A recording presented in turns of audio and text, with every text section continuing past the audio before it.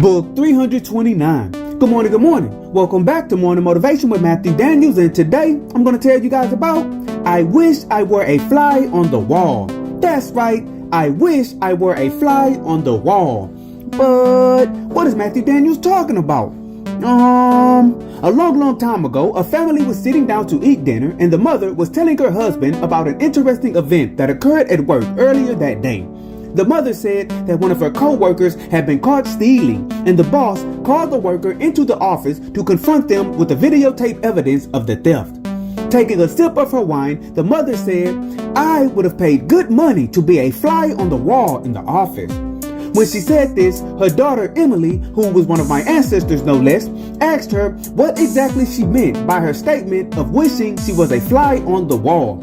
Realizing that Emily did not know the origins of the phrase, she decided to tell her the tale of the tall man and the fly who also was a spy. The mother explained that a long time ago, a man lived in a secluded cabin in the woods. This man was tall, with long black hair, and he spent his time studying the arts of wizardry and magic and contemplating ways to use this craft to get rich and powerful. One day, as he was going through his collection of ancient texts, he encountered a spell that said it gave the reciter of the spell power over the animals. As he tried to study the words, an annoying fly kept buzzing around and interfering with his practice. "Blasted fly!" the man growled, swinging at the fly but missing his target. Then the man had an idea. He recited the words and directed the spell towards the fly. Amazingly, the fly stopped in mid-air and asked the man what he wished him to do.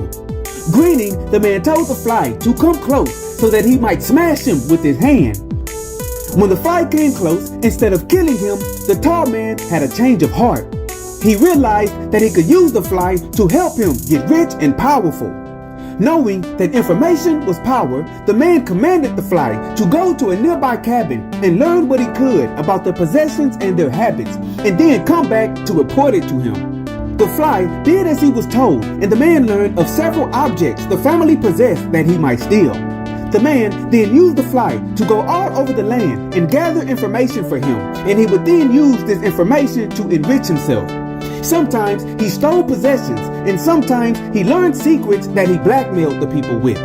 Regardless of what he learned, he always used it to his advantage, and the tall man became known as the master of secrets.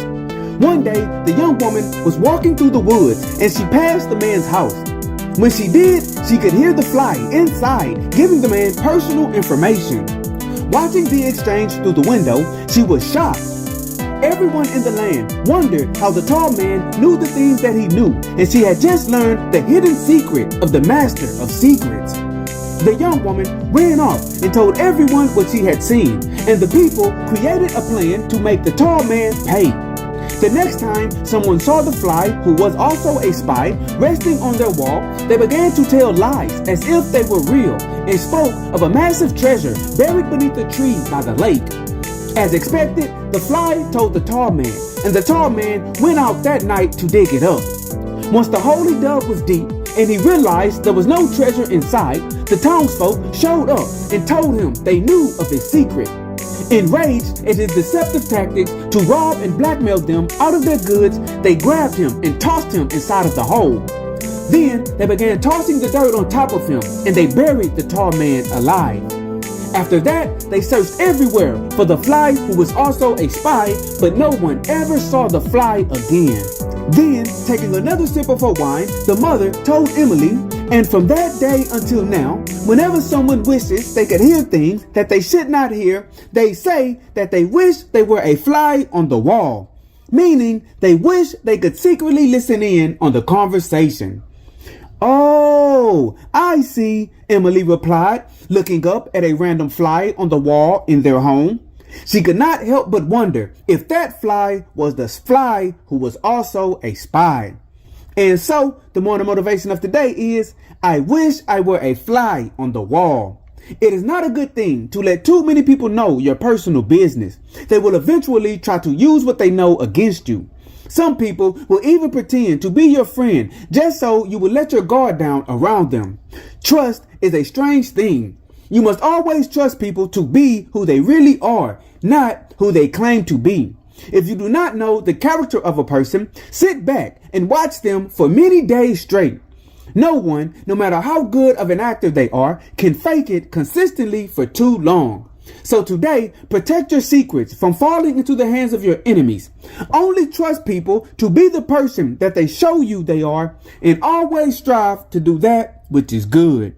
And remember, you are awesome, you are amazing, you are wonderful, and you are great. And you are going to change the world. I just hope I'm still alive to see it, family. I'm out. Good morning. To order books in the Morning Motivation with Matthew Daniels book series, search Morning Motivation with Matthew Daniels on Amazon.com or visit www.dandyandbigherm.com.